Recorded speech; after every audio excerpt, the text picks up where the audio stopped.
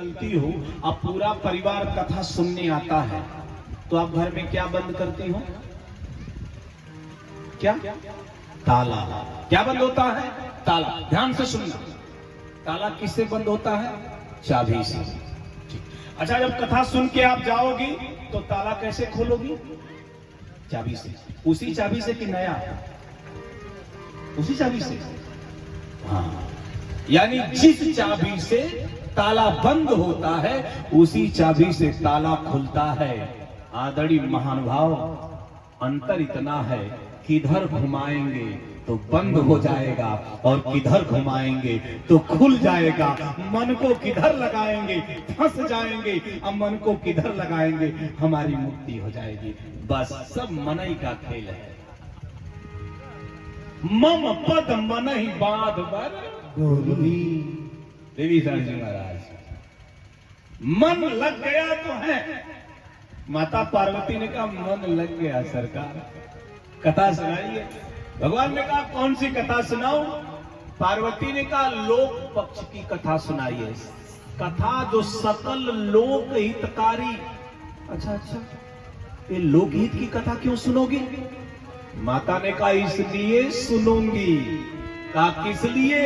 बोले आप वो कथा सुनाइए जो बिहार के इस विशाल धर्म भूमि पर इस गांव का, इस क्षेत्र का गरीब किसान जब बैल को खेत में हल लगा करके जोतता है और हल की मुठिया पकड़ करके जब चलता है, गर्मी में की तपिश में पसीना चूता है, लेकिन गंवार किसान भी गाता है मंगल भवन मंगल।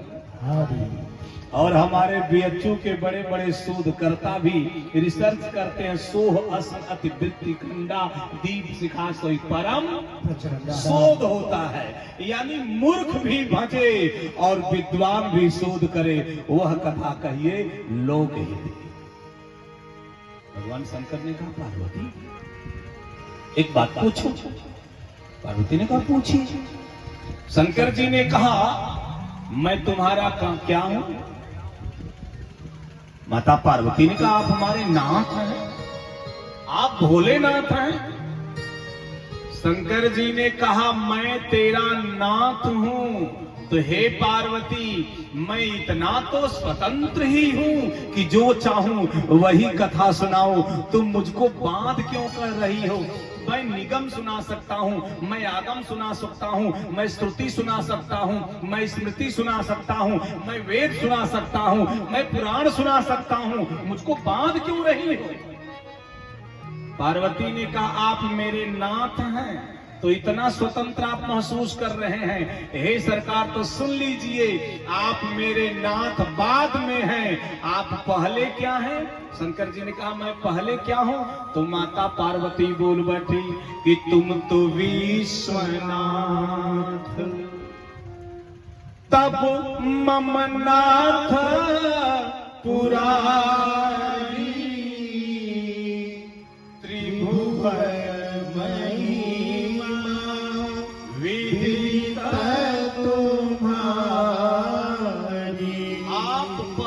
विश्व के नाथ हैं, तब मेरे नाथ हैं।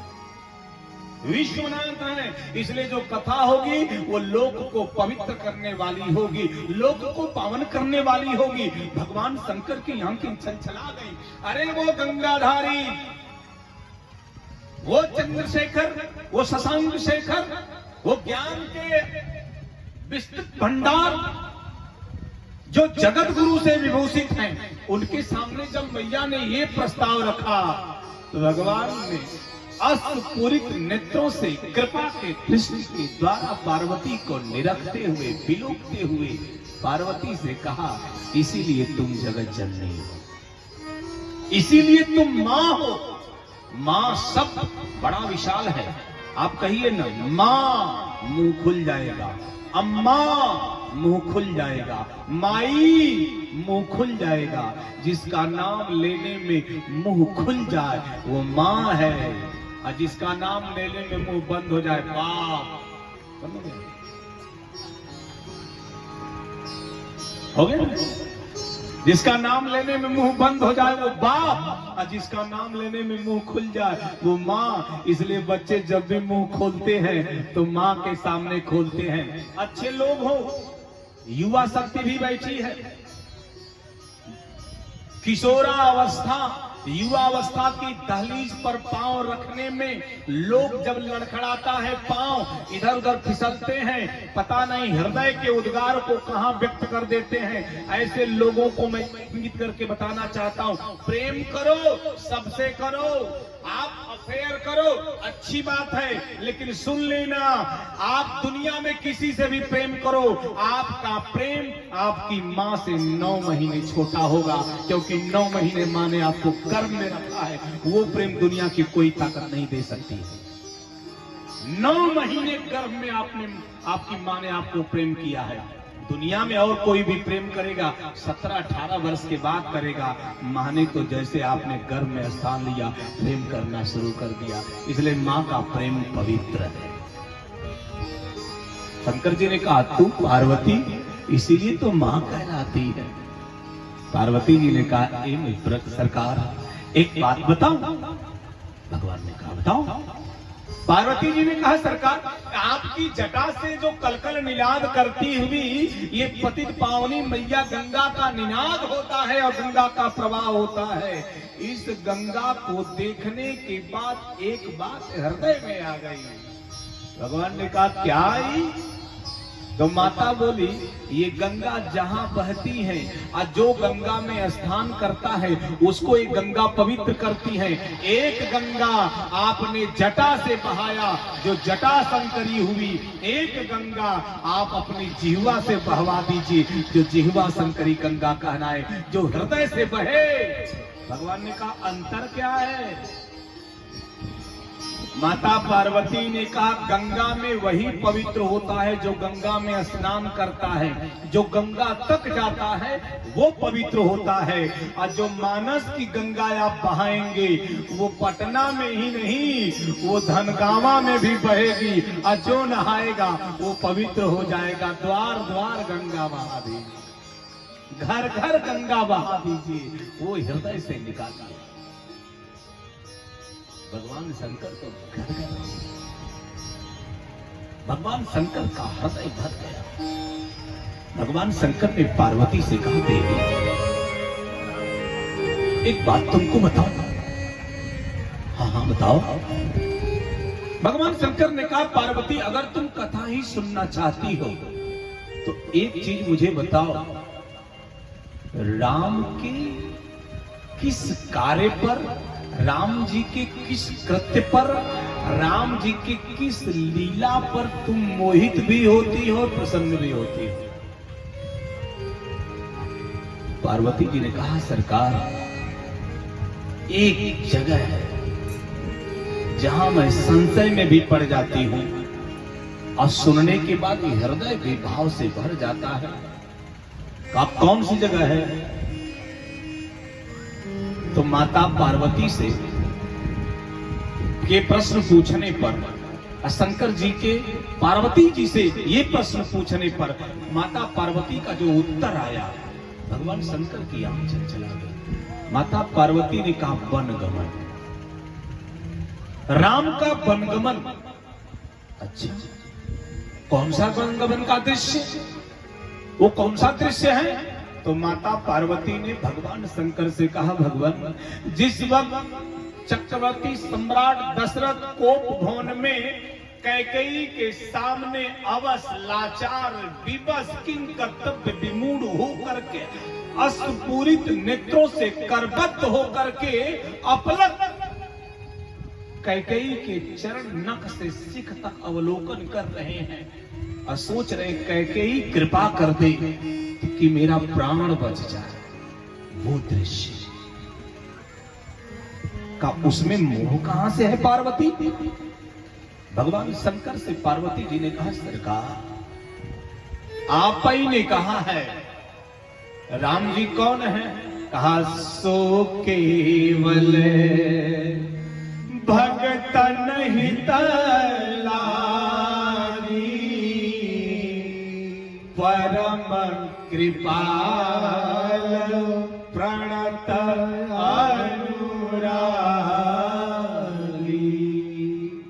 भगवान का जन्म सिर्फ और सिर्फ भक्तों के लिए होता है। अच्छा, तो भगवान का जन्म सिर्फ भक्तों के कल्याणार्थ, भक्तों के दर्शन के लिए, भक्तों के पास जाकर भक्तों का भी दर्शन करने के लिए होता है। तो वही भगवान राम जब जंगल की तरफ जा रहे हैं और जब वरदान मांगा गया है, तो कुछ समय के लिए परमात्मा राम दशरथ जी के मुखाकृति को देखकर अश्रुपूरित नेत्र क्यों हो जाते हैं? मैं मोह में पड़ जाती हूँ। भगवान ने कहा सुनो, बताता हूं। आप बताइए। माता पार्वती से शंकर जी कहना शुरू करते, देवी जिस वक्त कोप भवन में कैकेयी भगवान राम के लिए दशरथ जी से 14 वर्ष का वनवास मांगती है। एक बार एक संत से किसी ने पूछा, बाबा कहा क्या? कहा पहले का गजब का समाज था, घर में एक कोप भवन भी हुआ करता था। किस लिए? संत ने कहा इसलिए हुआ करता था कि कोप भवन में कोई चला जाता था तो पूरे घर के लोग जान जाते थे कि ये नाराज है, तो पूरा घर मनाता था। बोले वो तो ठीक है, ये कौन सी प्रथा, ये कौन सा संस्कार, ये कौन सी संस्कृति कि घर में एक भवन हो कोप, एक कमरा हो कोप कमरा या कोप भवन। उस संत ने हंस के कहा, बच्चा पहले तो पूरे भवन में एक कमरा कोप भवन हुआ करता था, एक कमरा कोप भवन हुआ करता था। आजकल तो पूरा घर में कोप भवन है। कोई किसी से बोल नहीं रहा है, कोई किसी के दुख में न दुखी हो रहा है, न उसके सुख में हंस रहा है। तो ये जमाना वो जमाना अच्छा था कि ये था? उसी कोप भवन में कैकेयी मैया भगवान राम के लिए 14 वर्ष का जब वनवास मांग लेती है। राम जी जब कमरे में प्रवेश करते हैं, उस कक्ष में जाते हैं, सुमंत जी लेकर के जाते हैं, और जैसे राम जी को देखा दशरथ जी दौड़ करके कलेजे से राम को लगा। राम जी प्रणाम कर रहे हैं, दशरथ जी उठा करके कलेजे से राम को हृदय से लगा रहे हैं। और जैसे राम जी को हृदय से लगाया तो रो करके दशरथ जी ने राम को देखना शुरू किया, ऊपर से नीचे तक देखा। राम जी दूर हटे खड़े हुए, और जैसे खड़े हुए फपक करके दशरथ रोए, और दशरथ जी का हाथ जुड़ गया, और हाथ जोड़ करके विधि मना राम मन माही,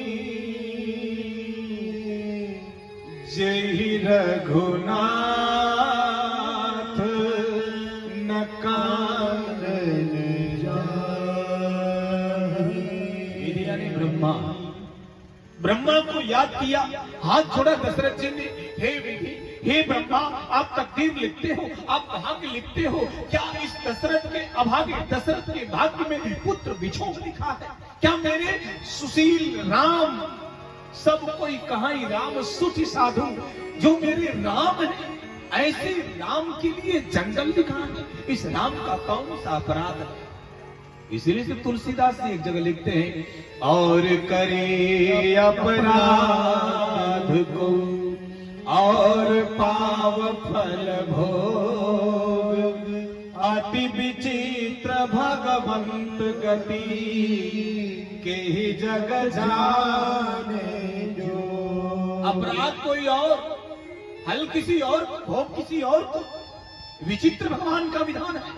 न जाने कौन सा संयोग कार्य कर रहा है। ब्रह्मा जी मानो प्रकट हुए।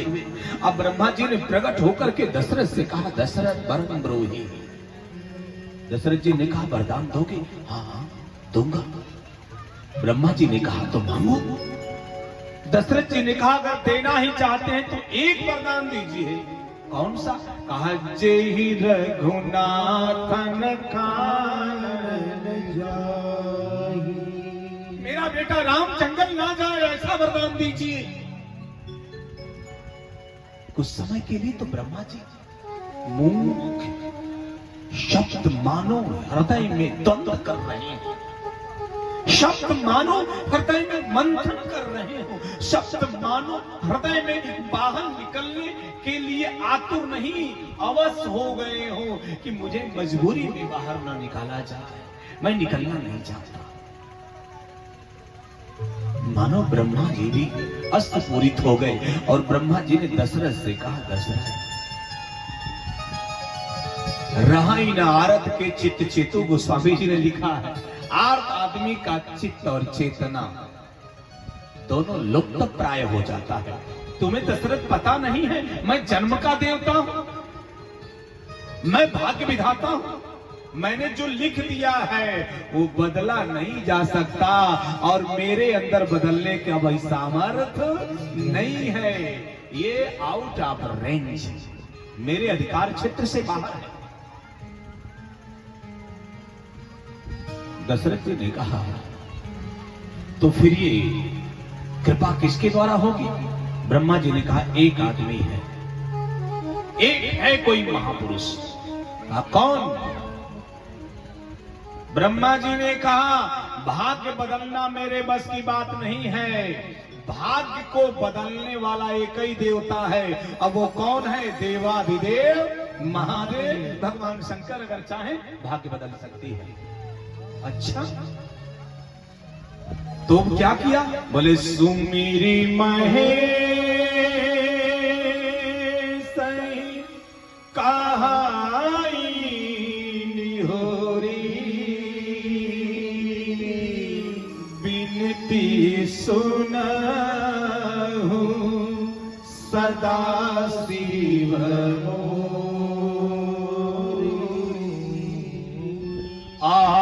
आसुतोष तुम धरदानी, आरती हरा दिल जन जानी।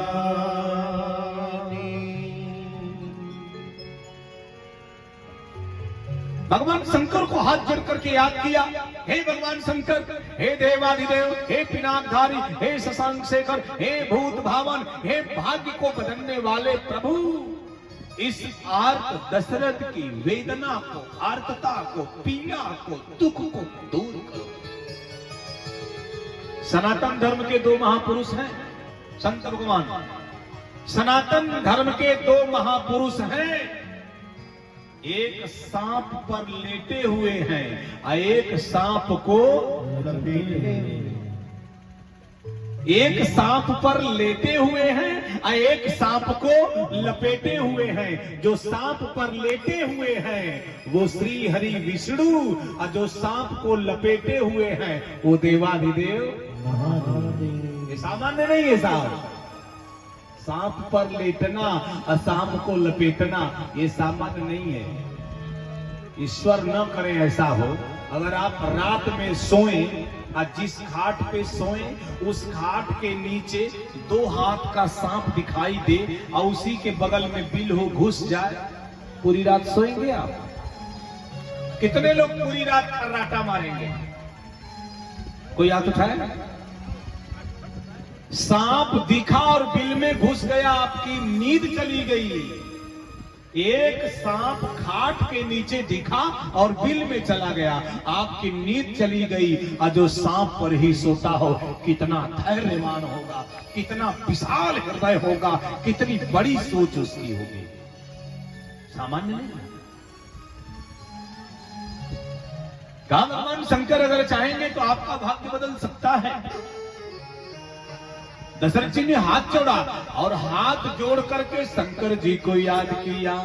आया तेरी शरण में यही सोच कर, आया तेरी शरण में यही सोच कर, सिंधु संसार से हम उबर जाएंगे, आया तेरी शरण में यही सोच कर, आया तेरी शरण में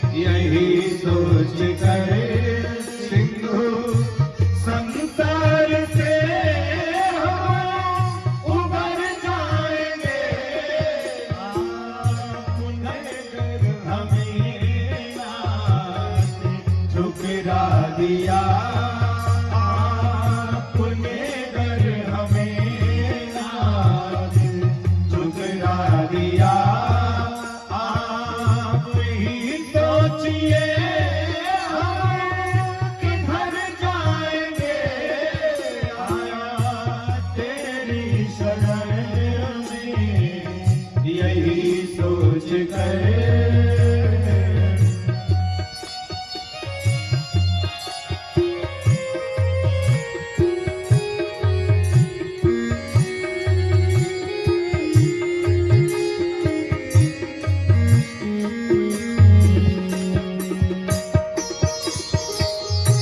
ऊपर उठाइए तालियों के द्वारा।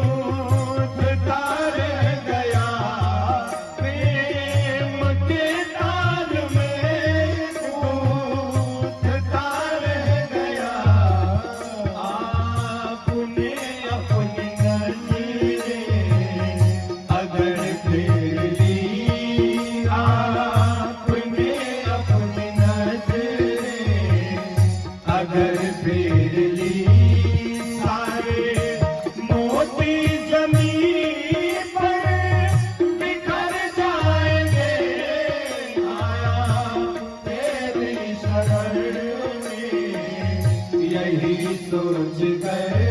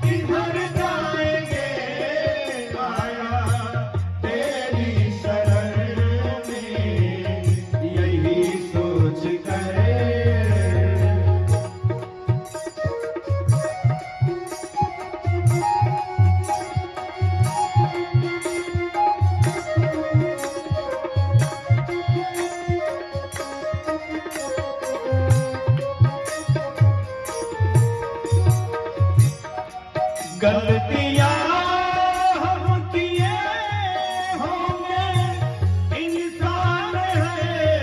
गलतियां हम किए होंगे, इंसान है। माफ करना प्रभु खुदा काम है।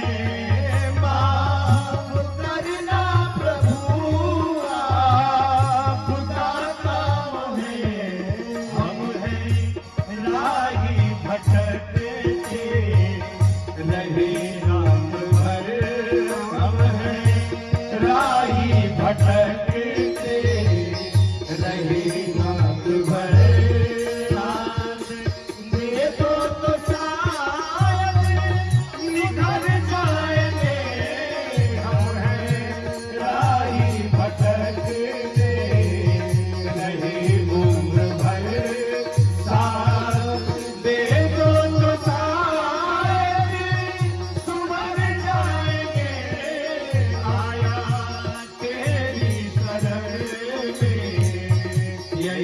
सोच कर सिंधु संसार से उबर जाएंगे। पुण्यकर हमें ना ठुकरा दिया, पुण्यकर हमें ना ठुकरा दिया। आप ही सोचिए हम किधर जाएंगे। आया तेरी शरण में, यही सोच कर आया तेरी शरण में, यही सोच कर आया तेरी शरण में, यही सोच कर। ईश्वर की शरण अगर हम हो जाते हैं, ये ईश्वर की ही महती कृपा है। कोई जल्दी परमात्मा के शरणागत नहीं होता है। नष्टो मोह स्मृतिर्लब्धा, आसान है करना, होना कठिन है। अगर शरण में हो गए तो सब परमात्मा का साथ, सारी व्यवस्था वो ठाकुर देख लेता है। हाथ जोड़ा और दशरथ जी ने जैसे हाथ जोड़ा, हृदय का भाव शिव तक पहुंचा और शिव प्रकट हो गए।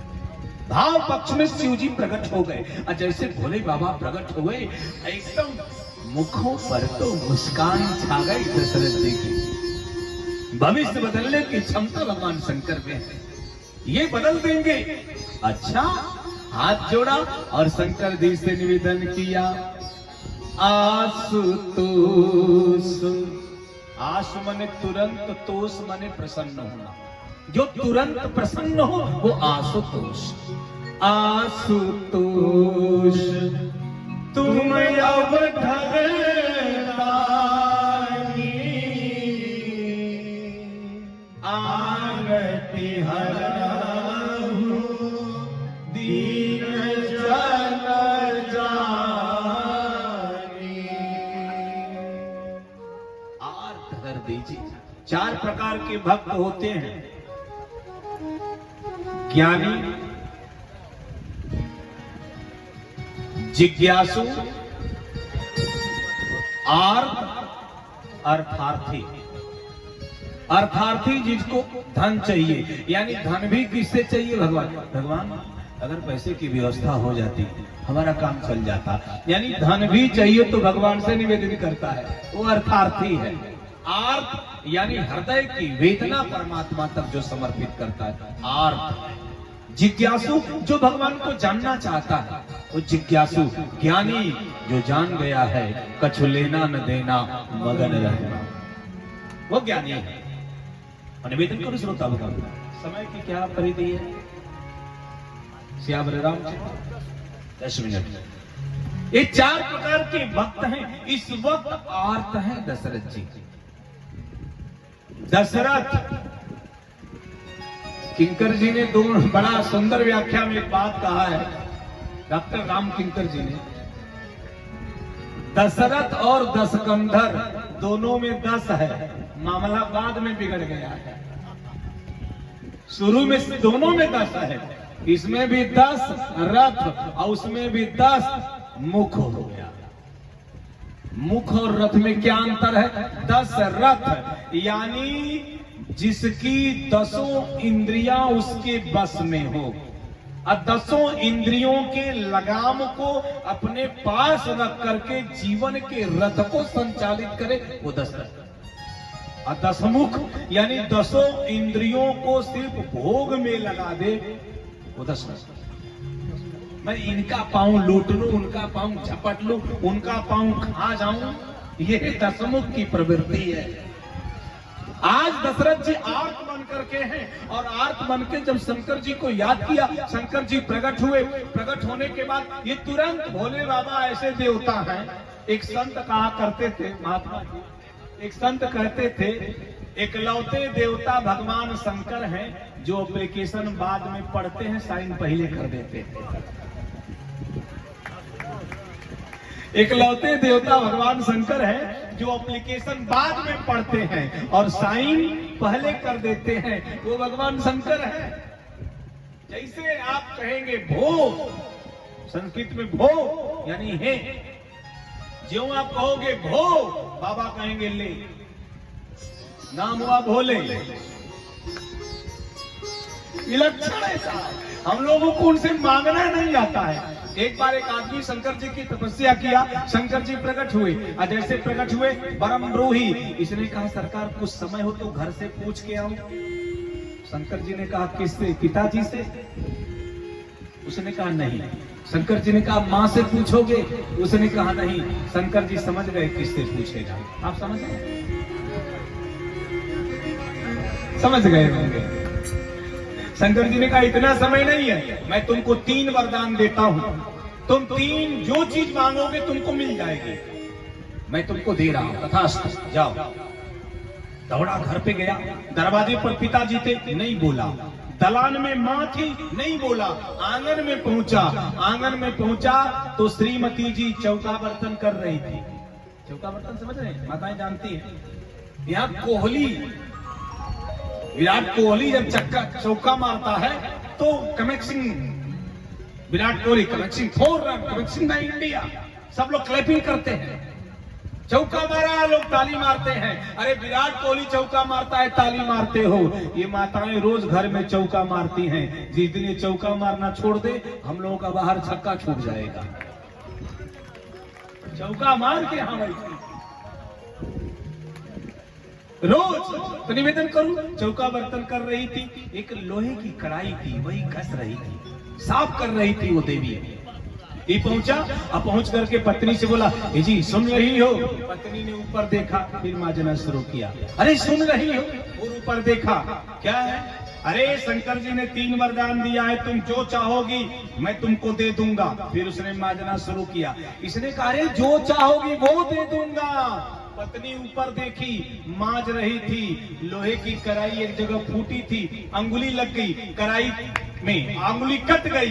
अब मांजते वक्त अंगुली कट जाए, ये आप कम में माताएं जानती है कितना छरछराता है, दुख होता है, दर्द होता है। उसको दुख हुआ, उसने कहा कि आप खाक दोगे?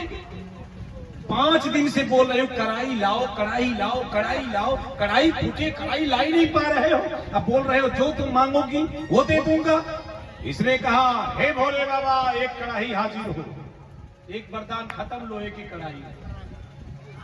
और जब लोहे की कढ़ाई देखा, इसको तो इतना क्रोध आया अपनी पत्नी पर, कहा तेरी मूर्खता से कीमती वरदान चला गया, इससे अच्छा तू मर जाती। अजय का मर जाती, दूसरा वरदान पूरा। पत्नी सिधार गई, और जैसे पत्नी सिधारी बैठ के रोने लगा, और रो करके कहा जैसी भी थी, शाम के वक्त रोटी बनाती, सुबह नाश्ता भोजन कराती, बच्चों को पालती।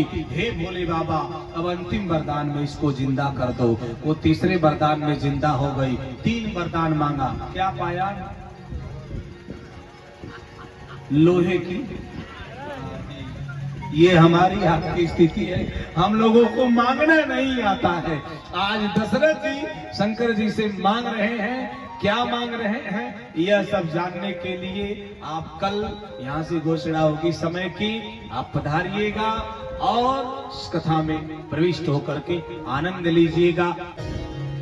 भज राम राम राम सीता राम राम राम, भज राम राम राम सीता राम राम राम, भज राम राम राम सीता राम राम राम, भज राम राम राम सीता राम राम राम, सीता राम राम राम सीता राम राम राम, सीता राम राम राम सीता राम राम राम, सीता राम राम राम सीता राम राम राम, सीता राम राम राम सीता राम राम राम, भज राम राम राम सीता राम राम राम,